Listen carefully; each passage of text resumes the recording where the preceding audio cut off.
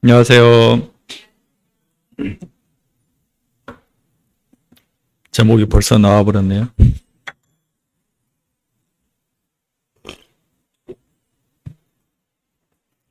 네, 저는 계속해서 성도의 균형 잡힌 삶을 말씀드리면서 오늘이 이제 마지막 시간입니다.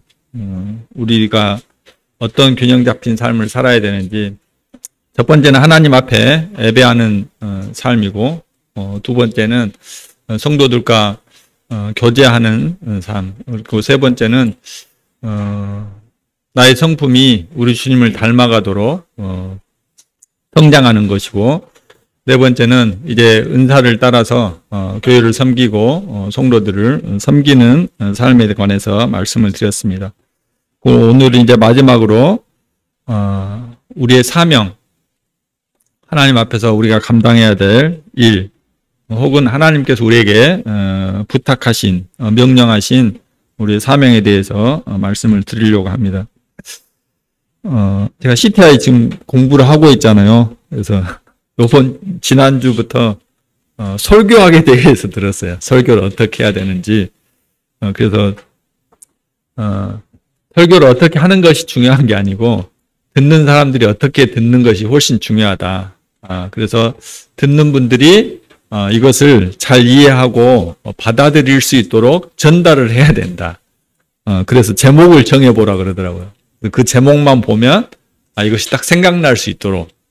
그래서 오늘 제가 테스트를 한번 해볼 텐데 제목을 잘 정했는지 나중에 피드백 해주시기를 바라고, 또 내용을 듣고 그렇구나 하는 생각이 되어졌으면 좋겠습니다. 그리고 이제 이어달리기를 보면 우리가 그때 이런 말씀을 들었어 하는 것들이 이렇게 생각날 수 있으면 좋겠는데, 어쨌든 해보도록 하겠습니다. 그런 것들이 좀 필요한 것 같습니다. 베레아 사람들은 바울이 말씀을 전했는데도 그는 주께 받은 것을 직접 주님과 대면해서 이야기했던 했던 분이잖아요. 바울이 말씀을 전했는데도 집에 가서 성경을 다시 살펴보고 이것이 그러한가 하고 상고했다고 돼 있잖아요. 저희들에게도 그런 문화가 좀 필요한 것 같습니다. 하나님의 말씀은 정말 놀라운 진리고, 오직 사람을 변화시킬 수 있는, 뿐만 아니라 오직 사람을 살릴 수 있는 놀라운 진리의 말씀입니다. 근데 어쨌든 이것을 온전하지 못한 사람이 전달을 하고 또 듣고 있습니다. 그래서 이 일에 대해서 이것이 정말 그러한가에 대해서 피차가 같이 고민하고 또 그렇지 않은 부분에 있어서 서로 이렇게 교제하는 것이 저희들이 안에서 이렇게 자연스럽게 그런 문화가 좀 형성이 되어졌으면 좋겠습니다. 하나님의 말씀에 대해서 이러쿵저러쿵 하는 것은 마치 성역인 것처럼 그렇게 저희들이 생각하는 것은, 물론 비판하는 자세는 온당치가 않습니다. 다만 들은 말씀에 관해서 제가 보는 관점은 성경에 이러이러한 부분도 있는데 이런 부분들을 말씀하셨는데 어떠하셨는지, 또 제가 오늘 들은 말씀이 이러이러한 부분들이 잘 이해가 안 갔는데 무슨 의미로 이런 것들을 교제하셨는지 좀 보충을 해주시면 좋겠다. 이런 것들. 그리고 어쨌든 이제 전하는 사람 입장에서는 물론 제가 주님께로 받았다고 이야기하지만 제가 강조하고 싶은 것이 있을 수밖에 없어요. 사람이잖아요. 그러니까 제가 강조하고 싶은 것들이 있을 수밖에 없기 때문에 어쩌면 저도 균형 감각을 좀 잃을 수 있습니다. 그래서 그런 부분들을 잘 이렇게 체크를 하셨다가 같이, 그래야 이제 상호가 이렇게 발전해 가는 거거든요. 이번에 이호환 행제님이 그런 문자 보내오셨잖아요. 들은 말씀에 대해서 어쨌든 정확하게 좀 피드백을 해 주셨으면 좋겠다. 그래서 형제님의 말씀을 전하는 이 사역에 오히려 저희들이 동역하는 자들이 되었으면 좋겠다, 이런 그 문자를 보내오셨는데, 그런 것들이 저희들 안에서 좀 자연스러워졌으면 좋겠다는 마음이 있습니다. 그러시려면 말씀을 잘 들어야 되겠죠. 네, 잘 들으셔야 됩니다. 그리고 하나님의 말씀이 에베소서에 보면 너희는 허물과 죄로 죽었던 너희를 살리셨다 이렇게 말씀하고 있습니다. 허물과 죄로 저희들은 죽은 사람들이잖아요. 죽은 사람이 소리를 들을 수가 있습니까? 죽은 사람이 어떤 것에 대해서 반응할 수 있어요? 자기를 향해 욕을 하고 저주를 퍼부어도 그는 꿈쩍하지 않습니다. 근데 정말 신비한 것은 주님이 그렇게 말씀하셨잖아요. 듣는 자가 살아날 것이다. 그럼 그 말씀의 전제에는 뭐가 있어요? 이 사람 죽어 있다는 거잖아요. 근데 듣는 자가 살아난대요. 또 정말 놀라운 하나님의 신비가 있습니다. 말씀을 통해서 이 하나님의 말씀이 저희들에게 들려졌다고 하는 거. 내가 그것을 이게 하나님이 지금 나에게 말씀하고 있네? 이렇게 다가왔다고 하는 것은 정말 놀라운 신비고 정말 기적 중의 기적이에요. 그냥 이렇게 다리 절뚝절뚝 하던 사람이 갑자기 온전하게 걷는 이런 것이 기적이 아니라 죽었던 내가 하나님의 말씀으로 살아난 것, 이것처럼 놀라운 기적이 없어요. 이 하나님의 말씀은 우리를 살릴 뿐만 아니라 우리가 이제 온전한 사람으로 살아갈 수 있도록 그런 영적인 양식을 공급하는 것입니다. 그래서 우리 하나님 말씀을 통해서 생명을 얻고 그 생명이 우리들 안에서 자라갈 수 있도록 역사하는 것은 오직 말씀입니다. 그래서 우리가 말씀 앞에 창념하고 말씀을 귀 기울이는 것이 정말 중요합니다. 하려면 해봐라. 이런 마음으로 말씀을 들으면 말씀이 역사될 수 없어요. 간절한 마음으로 하나님 저에게 말씀해 주세요. 제가 하나님의 말씀으로 정말 회복되기를 원합니다. 하나님 저를 살려주세요. 제 마음이 지금 낙담되어 있습니다. 제가 하나님께서 멀어져 있습니다. 이렇게 살다가 멸망할까 두렵습니다. 하나님 제게 말씀해 주세요. 그런 말씀으로 말씀을 들으시고 말씀을 대하실 때도 개인적으로 말씀을 읽으실 때도 저에게 꼭 말씀해 주세요. 사슴이 시냇물을 찾기에 갈급하는 같이 내 영혼이 주를 찾기에 갈급합니다. 이런 간절함이 정말 말씀 앞에서 필요한 것 같습니다. 네, 이어달리기 아시죠? 네. 이어달리기 우리 계주라 그러죠. 계주. 네. 뭘 이어 달려야 될지 한번 상고해 보도록 하겠습니다. 디모데전서 2장 4절 말씀에 하나님이 이렇게 말씀하고 있습니다. 하나님은 모든 사람이 구원을 받으며 진리를 아는 데 이르기를 원하십니다. 히브리서에서는 9장 27절에 하나님께서 이렇게 말씀하셨습니다. 한 번 죽는 것은 사람에게 정해진 것이다. 그 후에 심판이 있다. 그런데 이 심판대 앞에서 우리의 영원한 운명이 결정지어지게 됩니다.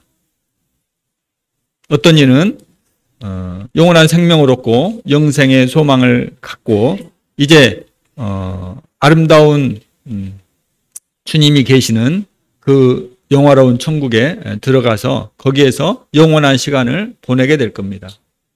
또 어떤 이는 슬피 울며 이를 갈고 있는 불타는 지옥에서 영원한 시간을 보내게 될 것입니다. 그 영원한 시간을 결정짓는 이 하나님의 심판대 앞에 서게 될 그날이 모든 인간에게 다가옵니다.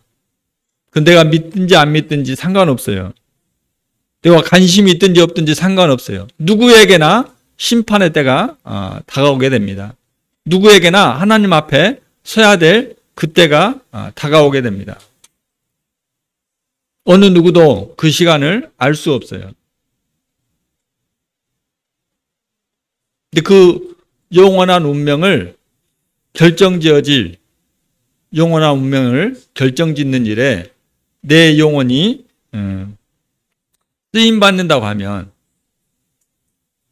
내가 그 일에 도움이 된다고 하면 그것만큼 내 인생에서 가치 있는 일이 또 있을까요? 자, 하나님이 이렇게 말씀하고 있습니다. 하나님의 소원을 두 가지 이야기를 하고 계세요. 첫 번째, 사람들이 구원받는 것입니다. 근데 정말 감사해요. 모든 사람이 구원받는 거래요. 저는 이 말씀을 들을 때마다, 이 말씀을 볼 때마다 너무너무 감사합니다. 남녀노소, 지위고하를 막론하고 빈부격차를 막론하고 모든 사람이 구원받는 것을 하나님이 소원하고 있대요. 하나님의 소원이 그러하기 때문에 저와 같은 인생도 구원을 얻게 된 것을 생각하게 되고 감사할 수밖에 없습니다. 하나님이 유대인만 구원받기를 원하셨으면 어떻게 할 뻔했어요?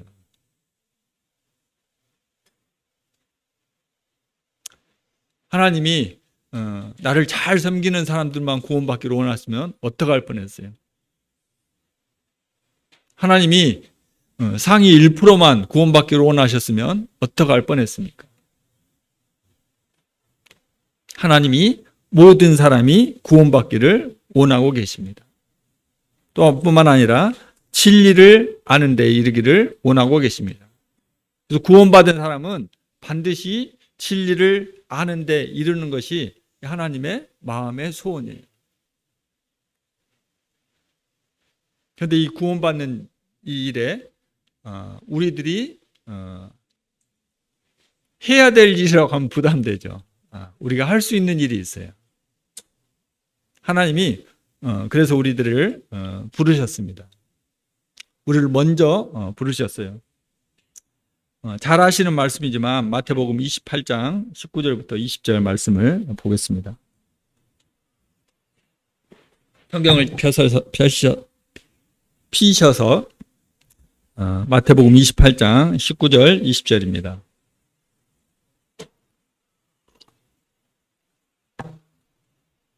말씀을 대하시는 순간에도 하나님 제게 말씀해 주십시오. 이렇게 기도하는 마음으로 말씀을 대하시면 좋겠습니다. 그리고 이제 마태복음 28장 19절 20절은 어지간하면 좀 저희가 외우면 좋아요.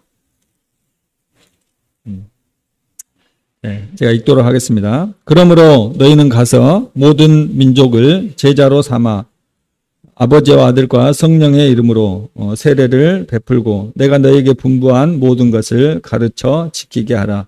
볼지어다 내가 세상 끝날까지 너희와 항상 함께 있으리라 하시니라.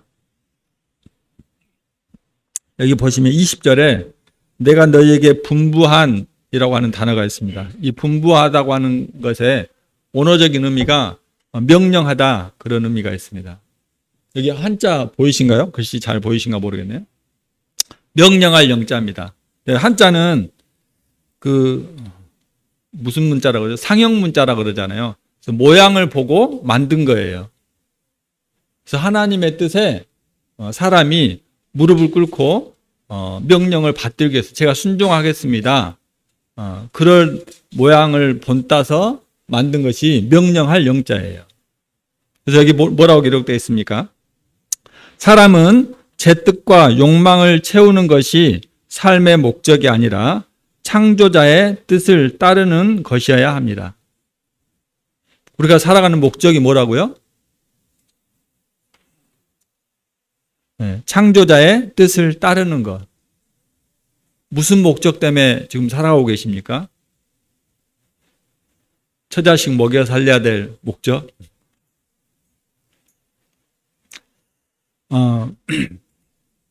하나님께서 우리에게 명령하신 이 명령은 창조자의 뜻을 따르는 것입니다. 본문에서 마태복음 28장 19절에서 20절까지 있는 그 말씀에서 명령어를 찾아보세요. 명령문.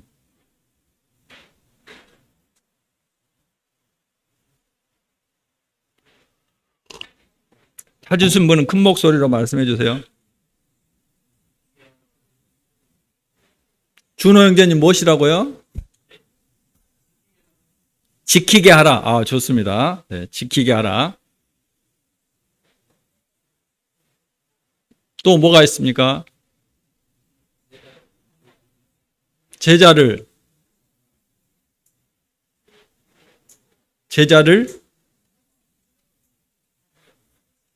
자신 있게 이야기해 보세요. 제자를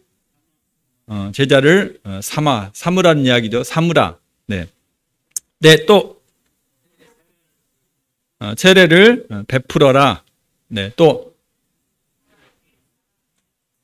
네, 가라. 아, 좋습니다. 네, 가라. 또 있습니다. 네, 가르쳐라. 네, 총 몇 가지인가요? 총 몇 가지예요? 자, 순서대로 다시 보겠습니다. 너희는 가서, 이렇게 돼 있죠? 가서 모든 민족을 제자로 삼아 침례를 베풀라. 그리고 내가 분부한 모든 것을 가르쳐 지키게 하라. 이렇게 5가지 명령으로 되어 있습니다. 명령이 무엇이라고요? 창조자의 뜻을 따라 살아가는 것. 하나님께서 이 5가지 명령을 하셨네요.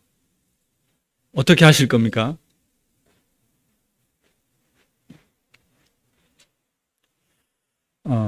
먼저 가랍니다.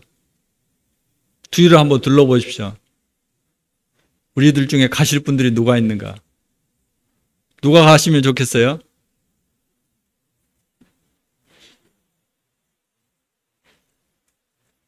누가 가시면 좋겠습니까?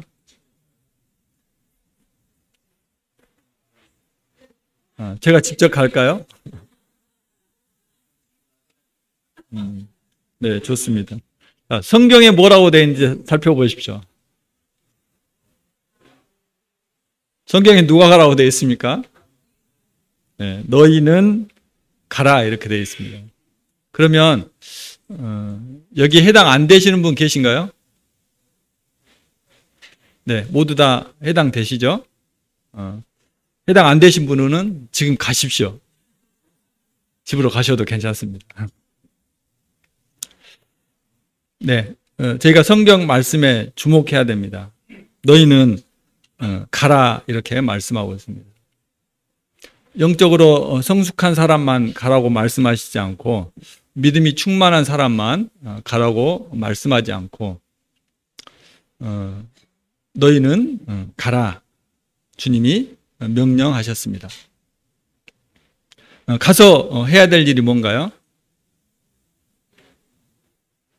네, 제자를 삼으라는 것입니다. 제자 삼는 것은 복음을 전해서 그가 나의 제자로 삼는 게 아니죠. 말씀을 충분히 이해하실 수 있죠. 하나님의 제자가 되도록 그렇게 하는 것입니다. 복음을 전달해서 그가 영생을 얻도록. 하나님은 정말로 좋은 분이신 것을, 예수 그리스도가 당신을 얼마나 사랑하고 있는 것을,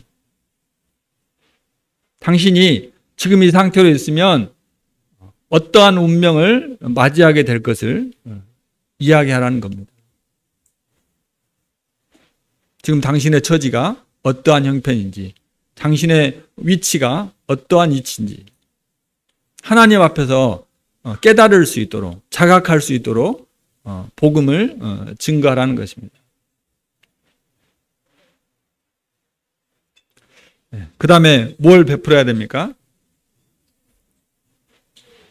네, 침례를 베풀라 이렇게 말씀하고 있습니다. 네, 침례는 누가 받는 거죠?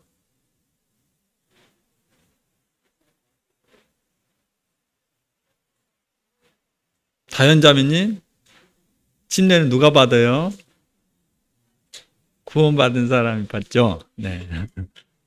네. 제자 된 사람들이 침례를 받습니다. 이 침례를 누구의 이름으로 주셨습니까? 아버지와 아들과 성령의 이름으로 침례를 베풀라고 이렇게 말씀하고 있습니다. 세 분 하나님께서 이제 영생을 얻은 이 연약한 인생에게 자신의 이름을 걸었어요. 어쩌면 나에게 예수님의 하나님의 명성이 걸려 있습니다. 내가 어떻게 하냐에 따라서 하나님이 영광을 받으실 수도 있고 하나님이 욕보임을 당하실 수도 있습니다. 하나님은 세 분의 이름을 걸고 저희들에게 침례를 베풀어 주셨어요. 다음의 명령은 무엇입니까? 가르치라 이렇게 말씀하고 있습니다. 뭘 가르쳐야 돼요?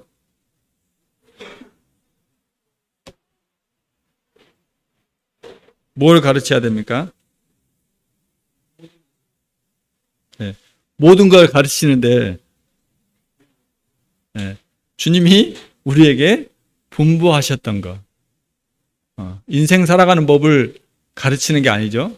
좋은 직장 갖는 법, 사회생활 잘하는 법, 건강관리 잘하는 법, 이런 것들을 이야기해 주라는 게 아닙니다. 물론 그런 것들이 우리의 삶에 도움이 되죠.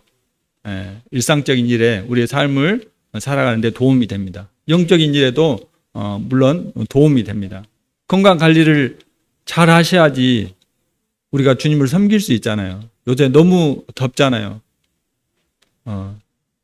건강관리를 잘 못하면 주님 일을 하기도 어렵습니다. 그래서 그런 것들이 우리의 삶에 도움이 되지만 주께서 가르치신 것, 가르치시기를 원했던 것, 명령하셨던 것은 그런 내용은 아니었습니다.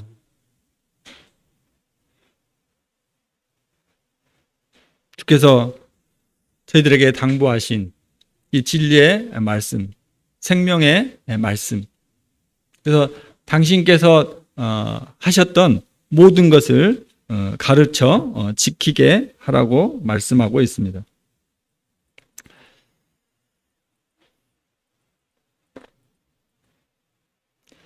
우리가 하나님의 말씀에 창념하게 될 때 서두에 말씀드렸던 것처럼 죽었던 영혼들이 살아나게 되고 이 삶을 생명을 얻은 영혼들이 이제 이 세상을 살아가는 모든 일에 그 삶의 원리를 깨닫게 되고 적용하게 됩니다.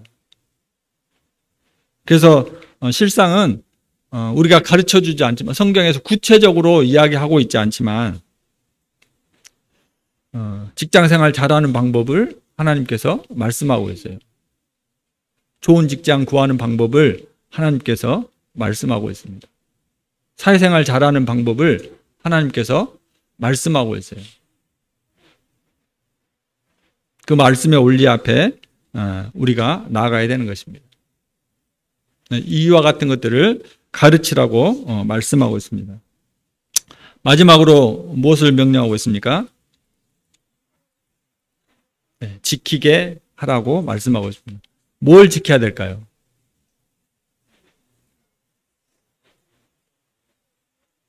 가르침 받은 것, 가르쳐진 것을 지키게 하라는 것입니다. 우리가 말씀을 읽고 묵상하고 연구하고 교제하고 너무 필요하고 좋은 것입니다. 그런데 이 말씀을 내 삶 가운데 지키지 않으면, 순종하지 않으면 아무 의미 없어요. 저희로 모이는 이 모임이 교회라고 하기 어렵습니다.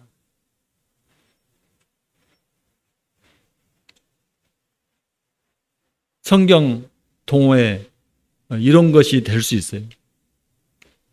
오직 모든 말씀을 가르쳐 지키게 해야 됩니다. 이것이 하나님께서 우리에게 명령하신 5가지 명령입니다. 다시 한번 읽어볼까요? 첫 번째 뭐라고요? 가라. 두 번째 삼아라. 세 번째 베풀라. 네 번째, 가르쳐라. 다섯 번째, 지키게 하라. 어떤 분들은 지금 아마 가고 있는 단계에 계실 수 있어요. 그렇죠? 영혼들에게 그 영혼을 위해서 하나님께서 나에게 붙여주신 내 주위에 있는 영혼에게 복음을 증거하기 위해서 다가가고 있는 단계에 있을 수 있습니다. 그래서 그를 위해서 쉬지 않고 기도합니다. 이렇게 더운 여름날에 그가 생각나면 아이스크림을 보내주기도 하고 커피를 보내주기도 하고 때로는 맛있는 밥을 사주기도 할 것입니다. 시간과 물질을 그 영혼을 위해서 투자하는 것입니다.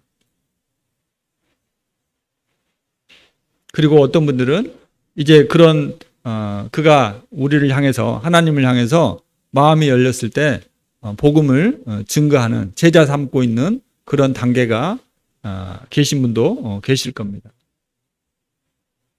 그래서 어떻게 해서든지 하나님 말씀을 한 번이라도 전해볼 기회를 포착하기 위해서 타이밍을 잡는 거죠. 또 어떤 분은 이제 제자 삼아서 이분에게 하나님을 위해서 살아야 될 것을 권하고 침례를 받을 것에 대해서 가르치는 이야기하는 그런 단계에 계신 분도 있을 것입니다. 또 어떤 분은 이와 같은 분에게 하나님의 말씀이 이런 것입니다. 하나님의 뜻은 이렇습니다. 우리가 하나님의 말씀 앞에 이렇게 살아가야 됩니다. 하고 가르쳐주고 있는 분들도 계실 것입니다. 또 어떤 분은 이제 이 모든 것들을 우리가 순종함으로 하나님 앞에 하나님께서 우리에게 명령하신 우리에게 당부하신 이 명령의 말씀을 지키도록 권하고 있는 단계가 있을 것입니다. 참 하나님의 명령이기에 반드시 우리가 수행하고 지켜야 될 일입니다. 근데 제 자신 스스로도 참 쉽지 않은 일인 것을 솔직하게 고백합니다. 그래서 주님이 교회 가운데 이와 같은 일들을 하라고 명령하셨잖아요. 그래서 어떤 분은 저희에게 이와 같은 일들에 대한 동역이 필요한 것 같습니다. 또 어떤 분은 영혼들에게 다가가기를 잘 하시는 분들이 계셔요. 그렇죠? 네, 어떤 분은 복음을 잘 증거해 주시는 분이 계십니다. 또 어떤 분은 성경 말씀을 잘 가르쳐 주시는 분들도 계시고 또 어떤 분은 이 말씀을 어떻게 적용해야 될지를 잘 교제해 주시는 분들이 계실 것입니다. 이것이 함께 복음에 협력하는 삶입니다. 저는 입을 못 열어요. 어떻게 해야 될지를 모르겠어요. 이렇게 낙심하시지 말고 하나님께서 내게 명령하신 명령을 내가 어떻게 순종할 것인지에 대해서 고민하시고 그 길을 찾게 되시기를 바랍니다. 그래서 입을 열어서 복음을 잘 증거하시는 분이 계시면 그분을 위해서 기도해 주세요. 그분의 필요를 공급해 주세요. 그게 바로 함께 우리가 이 주님의 지상 명령을 수행하는 것입니다. 다행히도 주님이 너희는 이렇게 말씀하셨잖아요. 네. 그래서 물론 그렇다고 해서 나는 이 부분은 안 되니까 난 이 부분은 뭐가 없으니까 안 해야지 이런 것은 합당한 태도는 아니에요. 다만 저희들의 마음의 자세가 하나님 앞에서 그래 복음을 증거하는 일에 내가 협력하고 동역해야 되겠다. 이와 같은 마음의 자세가 필요하다는 것입니다. 이 말씀을 보면서 이 찬송가가 생각이 났어요. 사망의 그늘에 앉아 죽어가는 나의 백성들, 절망과 굶주림에 갇힌 자들은 내 마음에 오랜 슬픔, 고통의 멍에에 매여 울고 있는 나의 자녀들. 나는 이제 일어나 저들의 멍에를 꺾고 눈물 씻기기 원하는데 주님이 호소하십니다. 누가 내게 부르짖어 저들을 구원케 할까? 누가 나를 위해 가서 나의 사랑을 전할까? 나는 이제 보기 원하네. 나의 자녀들 살아나는 그날. 기쁜 찬송 소리 하늘에 웃음 소리 온 땅 가득한 그날. 주님의 마음이 잘 묻어나 있는 찬송이라고 생각이 되어집니다. 하나님은 저희들을 영혼을 구원하는 일에 당신이 직접 이 땅에 오시는 것을 주저하시지 않으셨습니다. 그래서 저희들에게 너희는 가라 이렇게 담대하게 명령하실 수 있는 것 같아요. 생각해 보십시오. 그분은 우리의 모든 것을 다 아심에도 불구하고 또 우리의 모든 것을 치유하실 수 있는 능력이 있는 하나님이심에도 불구하고 친히 우리를 구원하시려고 이 땅에 인간의 몸을 입고 일부러 오셨어요. 안 오셔도 되잖아요. 그러면서 그 몸으로 우리의 모든 연약함과 우리의 모든 나약함을 친히 경험하셨습니다. 그리고 그 몸으로 가난한 자들, 굶주린 자들, 이와 같은 자들을 병든 자들을 찾아다니면서 생명의 복음을 증거했습니다. 하나님의 사랑을 나타내셨습니다.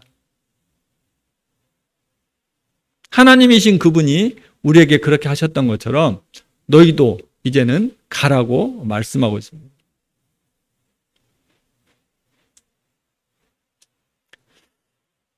고린도후서 5장 18절, 20절 말씀 보겠습니다.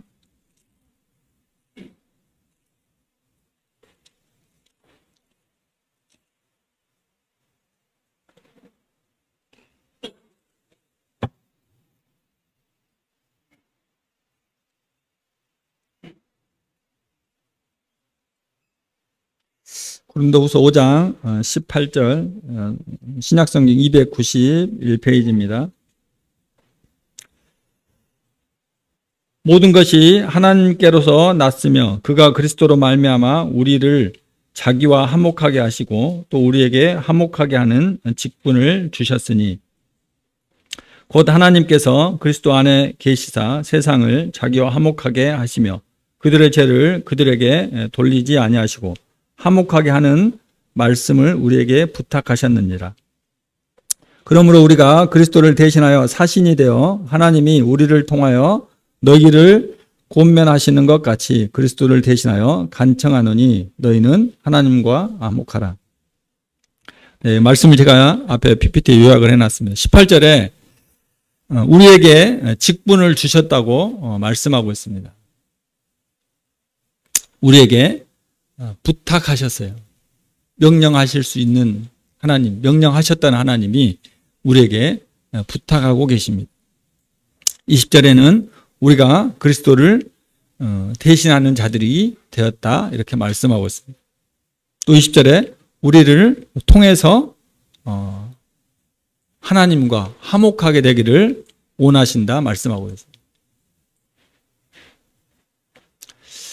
하나님 당신이 친히 하셔도 됨에도 불구하고 우리에게 이와 같은 일들을 맡기셨습니다. 이제 그분은 십자가에 달리셔서 자신이 이루어야 될 모든 일을 다 성취하셨습니다. 그리고 하나님 앞에서 이렇게 고백했습니다. 제가 이제 다 이루었습니다. 아버지, 이제 영광을 받으시옵소서. 그리고 돌아가신 지 사흘 만에 부활하셨어요. 그 40일 동안 이 땅에 계시다가 이제 승천하셨습니다. 하나님께로 가셨어요. 하나님 보좌 우편에 앉으셨어요. 자신이 하셔야 될 모든 일을 다 이루셨기 때문에 이제 그분은 쉬고 계셔요. 그리고 그 바통을 우리에게 넘기셨습니다. 우리는 하나님과 사람들이 화목하게 하도록 하는 직분을 받은 자들입니다. 그리고 그 일을 우리에게 또 부탁하셨습니다. 우리가 이제 그리스도를 대신할 사신이 되었어요. 하나님이 우리를 통해서 이 일을 하기를 원하십니다.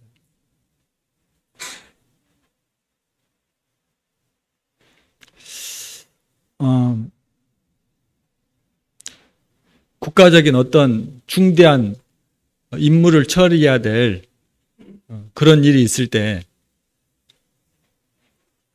그 국가에서 선별하는 사람들이 있죠.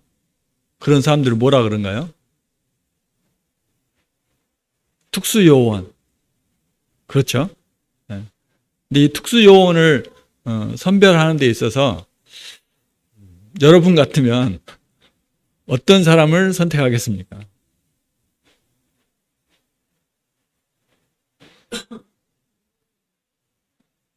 더군다나 국가의 중대한 뭐 이렇게 운명이 달려있는 일이에요. 어떤 사람을 선택하겠어요? 잘생긴 사람? 능력 있는 사람 선택해야 되죠. 그 일에 가장 적합한 사람을 찾겠죠. 그에게 어떤 것을 투자하더라도 이 사람은 이 일을 할 수 있는 능력을 소지하고 있어.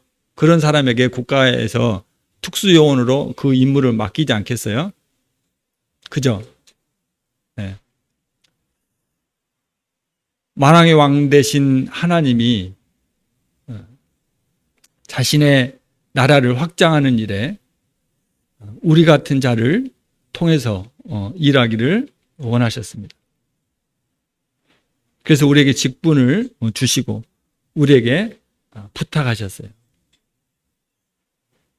그리고 너가 이제 나를 대신해서 사신이 되어달라고 말씀하고 있습니다. 내가 너를 통해서 이룰 것이라고 말씀하고 있습니다. 우리는 사실 능력이 없잖아요. 주님 왜 그러셨어요? 실수하신 것 같은데. 근데 사실은 우리에게 이와 같은 할 수 있는 일들을 능력을 주셨어요. 사도행전 1장 8절에 그렇게 말씀하시잖아요. 너희에게 성령이 임하시면 너희가 권능을 받고 받으셨어요? 능력을 받으셨습니까? 예루살렘과 온 유대와 사마리아와 땅끝까지 이르러 내 증인이 되리라 이렇게 말씀하고 있습니다. 성령은 임했는데 권능은 받지 않으셨어요? 너에게 성령이 임하시면 너희가 권능을 받고 주님이 주셨다는 겁니다. 하나님의 나라의 특수요원으로 이 나라의 중대한 일을 운명을 결정지을 일에 우리를 부르셨다는 거예요.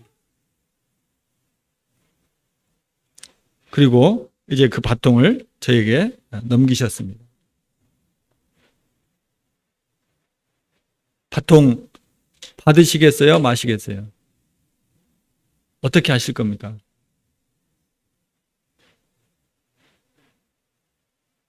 이어달리기 할 때 이 바통 잘못 받으면 어떻게 돼요? 순간인데 1등으로 달리던 사람도 이거 놓치거나 이거 버벅대면 1등 자리 빼앗기잖아요.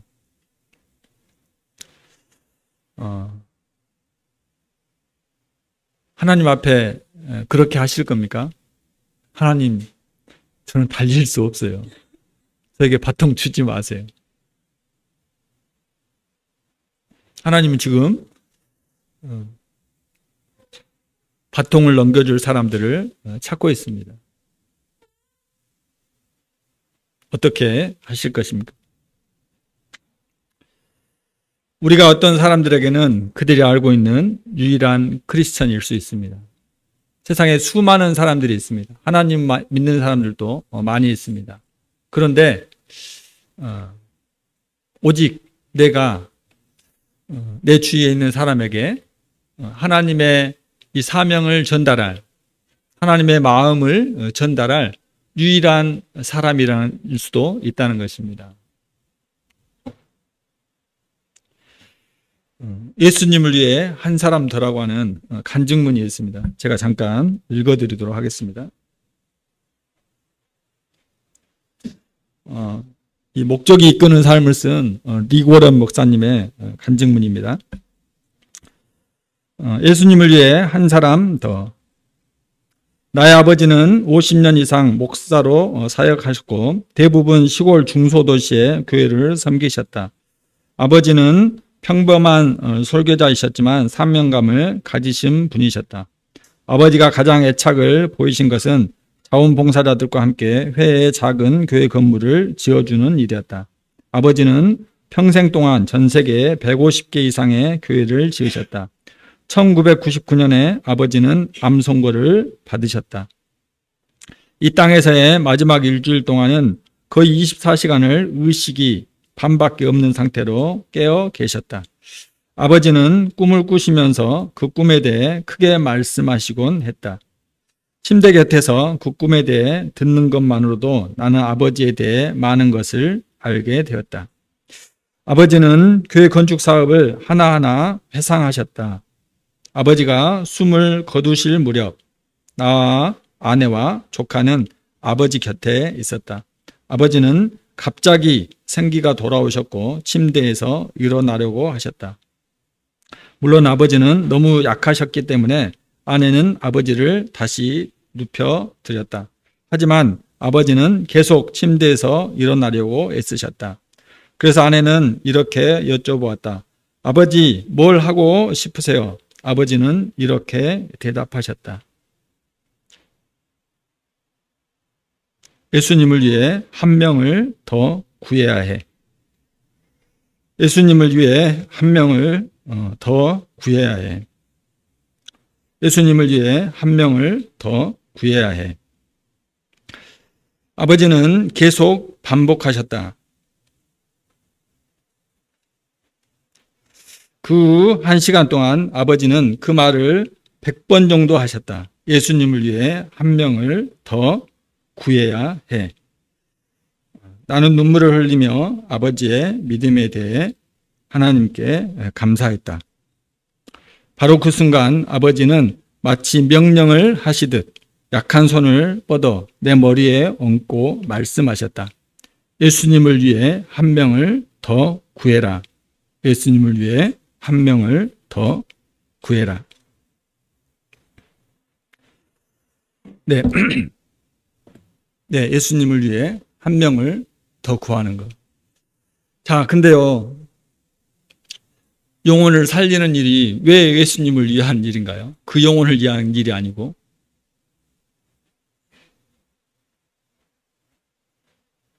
그 영혼이 지옥에서 생명으로 건져져 가는데 그 영혼을 위하는 일이지 왜 그게 예수님을 위한 일이에요?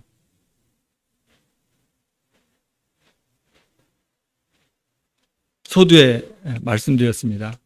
하나님은 모든 사람이 구원을 받으며 진리를 아는 데 이르기를 원하시기 때문입니다. 부족함이 없는 하나님, 간절한 마음의 소원이 있어요. 모든 사람이 구원받는 것입니다. 그렇기 때문에 예수님을 위해서 한 명을 더 구하는 것이 예수님을 위하는 것이라는 거죠. 오직 우리가 하나님을 기쁘게 해드릴 수 있는 이 영광. 어떻게 나 같은 사람이 하나님 앞에 영광을 올려드릴 수 있어요? 어떻게 저와 같은 인생이 하나님을 소원을 성취시켜 드릴 수 있겠냐고요. 그것은 가서 모든 민족을 제자 삼아 아버지와 아들과 성령의 이름으로 그들에게 심례를 베풀고 내가 분부한 모든 것을 가르쳐 지키게 하는 것입니다. 이것이 하나님께서 우리에게 명령하신 지상 대명령이에요. 오직 이 땅에서만 할 수 있는 것. 우리가 하나님을 예배하는 것, 천국에 가서도 할 수 있습니다. 성도들과 교제하는 것, 천국에 가서 할 수 있습니다. 오직 이 땅에서만 할 수 있는 일, 해야 할 일, 예수님을 위해서 한 사람 더. 한 번 죽는 것은 사람에게 정해진 것이라고 말씀했습니다. 그리고 하나님께서 그 후에 심판이 있다고 말씀하고 있습니다. 내가 전하지 않으므로 그의 영원한 운명이 나락으로 떨어지는 일이 없기를 바랍니다. 예수님이 십자가에서 그 고통 가운데 숨쉬기 좋다 어려운 그 상황 가운데서도 자신의 임무를 다 완수하시고 다 이루었다 말씀하셨어요. 저희도 하나님 더디 오셔서 저희의 생이 다 되는 날 하나님 앞에 이렇게 고백할 수 있었으면 좋겠습니다. 하나님, 제게 맡겨주신 용원에게 하나님이 명령하신 그 명령을 다 이루었습니다. 그에게 다 전달했습니다. 마지막 순간에 하나님 앞에 그렇게 고백하는 빛골 상무회 성도님들이 되셨으면 좋겠습니다. 함께 우리 다 연약하잖아요. 우리 다 부족하잖아요. 함께 기도하십시다.